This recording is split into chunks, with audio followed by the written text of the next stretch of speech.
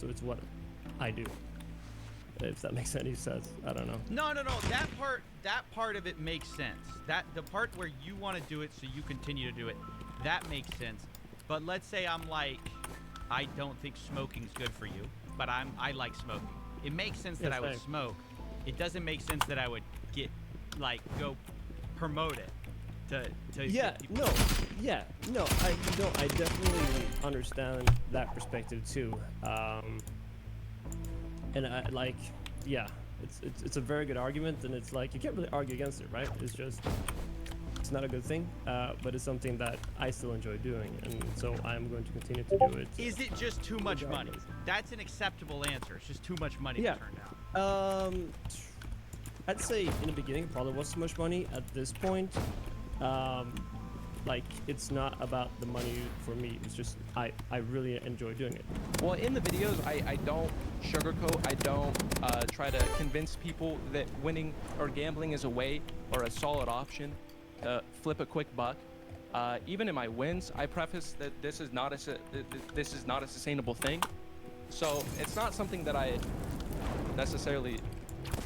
I don't know. You can watch the videos and decide for yourself if it feels like promotion, but that's how I reason it to myself. I don't even, use the rewards. I don't advertise it at all. So I don't, the rewards thing, it's more of like I said, I don't advertise it. So I don't feel guilty. But you do advertise. You get paid to advertise it, right? Not the reward system. No, I don't mention the rewards. No. I'm saying CS:GO roll. Yes. We're talking about the gambling side. Yes. We both know it's not going to be good for people. And then you're kind of saying, well, I don't really promote it. I don't really advertise it. But in a way, if you didn't promote or advertise it, they wouldn't pay you millions of dollars. Yeah, I watched your Trainwrecks video, and you said the same thing. You're like, the less dirtier of the dirt bags. So I guess I would call myself that. And ultimately, if you watch the video, you can decide, like, how less dirty is he really. Yeah, that's my answer. Most people are going to, unfortunately, gamble with or without certain streamers, right? Obviously, it's intended to be like a McDonald's ad. You see a McDonald's ad, you see a Big Mac, you're gonna go, I'm craving a Big Mac. So it's the same concept. You're saying like, oh, I'm just like kind of promoting McDonald's, whatever. No, it's not. It's not like promoting McDonald's. Let's be honest. Gambling is a terrible addiction. My closest friend has a very, very bad gambling addiction. He'll get paid on, let's say, a Tuesday, and by Tuesday night or Wednesday morning, his whole paycheck is gone for 2 weeks, and then he has no money. And no matter what I do to intervene to help that individual try to hold his money, to help him sit there and self-exclude, he finds ways, because it's an addiction. It's just as bad as any other drug, because of that dopamine rush. Yeah, the answers were part admissions, part rationalizations. They all knew gambling was bad, but they'd stopped short of actually doing something about it because they were making money from it, even when they knew people whose own lives were hurt by it. So if you know the harm firsthand, you've seen it in your own life, how do you justify peddling that drug, as you call it? It's going to happen, in my opinion, right? And like, there is no justification. Can I say like I'm a drug dealer? Sure, you could, you're gonna label, certain streamers are gonna be labeled as a drug dealer, in essence, and that's okay, I guess, if people are going to view it that way. I mean, I want to know how you view it. How I feel? Because you said it was kind of like a drug. So it is a drug. I mean, it hits the dopamine levels. Hell, I hit the dopamine levels if I hit bacon. So yeah, and then that becomes a YouTube trick. I feel bad. I do. Right? I hate to hear when people say I'm not. I hate it, dude. I really, it crushes me, because some people legit do it because they're bored and then they lose everything they have. And it is a terrible feeling to hear that, right? Not to question their sincerity, but I've heard all of them say that they hate when people get addicted. They don't want to see anyone hurt, but they refuse to stop even though they know casinos are run on addicts. Fun fact, Clash.gg, who earlier we had their CEO admitting he was proud of not IDing players, also admitted that the majority of their revenue comes from a tiny fraction of their most addicted players. Quote, less than 1% of Clash accounts make up 80% of our revenue. It's just an admission from their founder. It's an open secret. So these influencers can empathize about how horrible addiction is, but they know that's where their paycheck comes from. The CEO of Clash has a profile on Twitter that says, "Never gamble, the house always wins." But ironically, his house is probably from people gambling. The fact of the matter is that these people say with their mouth, "I feel terrible, I feel bad." But when it comes to actually changing, they never do. Even when they directly scam people, they will still find a way to rationalize it. And this next part is pretty dark. But for a moment, we're going to have to go back for a second to the PGL Major Tournament and talk about the thing I was originally offered a bounty to investigate. A specific casino that is owned by the same group as CSGO Roll, but this one is called Hype Drop. It's owned by Monarch's arch nemesis. Hype Drop was a casino where instead of gambling Counter-Strike skins, you could gamble real-world items, like real-world loot boxes. For example, you could pay for a real loot box that would get you anything from like a $10 gift card to a Lamborghini, for example. It's just gambling with physical items. But the real secret sauce of this website was a loyalty program called the Daily Cases, where the more you spent, the higher level you got, the more you get these daily cases, which essentially were free money. Every single day, you could go on their website and open these daily cases, and theoretically, you'd get free stuff, free money. Which, if that sounds unsustainable, it is. It was all part of a scheme, it turns out, to make the Danish government believe that Hype Drop was not actually gambling. I received a letter Hype Drop gave to the Danish regulator, arguing players could not lose money on their site because over time, the daily cases paid back all the losses over roughly 3 years.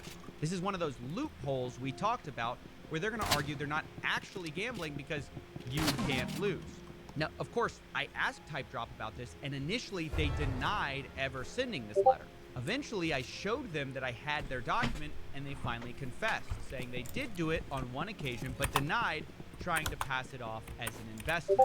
They then quickly scurry away, saying, "This is our last promise." I bet it is, because they got caught making bad faith arguments to the Danish government. This type of loophole is why in their promotional materials, Hype Drop said things like, "Yes, you'll always make at least your money back," and, quote, "we offer return on what you invest through our daily reward system," and, quote, "it's a win-win situation every time."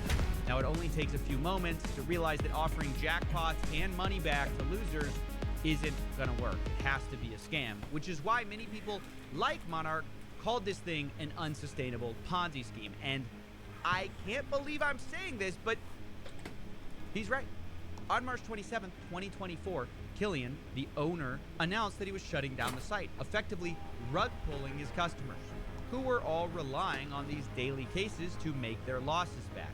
This is part of what Monarch's paid goons were yelling about at the PGL Majors. By removing their daily cases, Hype Drop, in my opinion, stole from their users and effectively revealed their legal loophole to be a lie. Now, with that all understood, let's circle back to this guy, Juicy, a gambling streamer who we heard from earlier. He was easily one of the biggest promoters of Hype Drop, and I wanted to know, given that he has widely promoted a scam, what was he going to do to make things right? So let's talk about Hype Drop at this point. This has been kind of what precipitated the PGL Majors, according to Monarch. He says, "I've had to protest Hype Drop.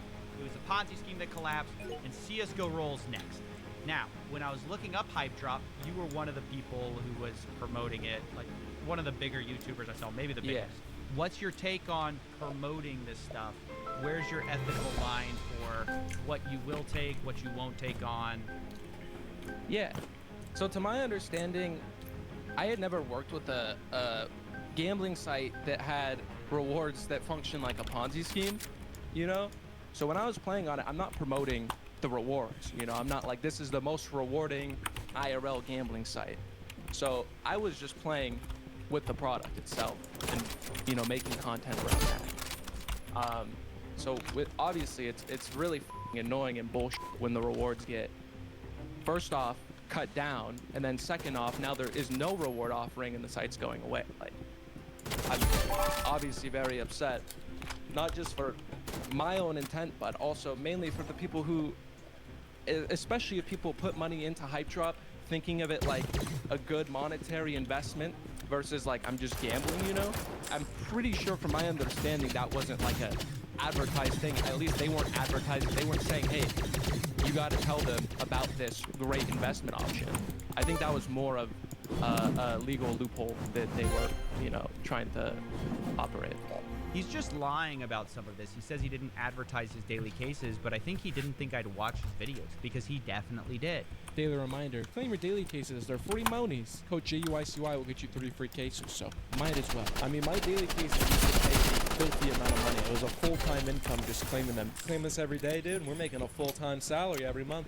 Yeah, he calls the daily cases basically a full-time salary. But I thought surely after seeing that Hype Drop scammed people, he would cancel his sponsorship with the same company. Like, it's the sister casino CSGO Roll, right?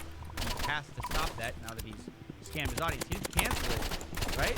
So let me ask, does that mean you're no longer going to work with CSGO Roll since they're run by the same people?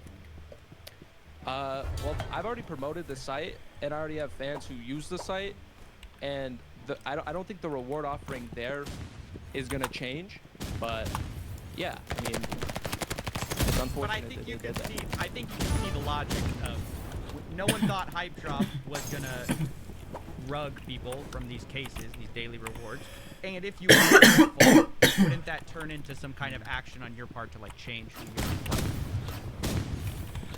Yeah, I understand that completely, but I feel like Counter-Strike sites aren't there to stay forever in the first place. I don't think anyone's expecting them to stay forever, and there really isn't many great options. So yeah, maybe it's up to me that I continue to do so, absolutely, but it really is one of the better options on the market right now, and there's a ton of dog shit on the market, so yeah. And there it is. Absolutely, he doesn't want to change. Absolutely, he's not going to stop what he's doing. At the end of the day, past all the rationalizations, that's what it comes down to. It doesn't matter what you show them, what you prove to them. They're making too much money. And that is the part that I was struggling to like really get from these people, is they would always say like, I do it for the love of gambling, man. I would do it if nobody paid me. Of course, they always do it getting paid. But this is the single biggest cope of gambling streamers. In fact, even Grim told me this, who we spoke to earlier about getting harassed. Luckily for me, though, his tax records are public, so I knew that he was actually making a few $1 million a year and had a few million reasons to lie about why he was doing what he did. So I decided to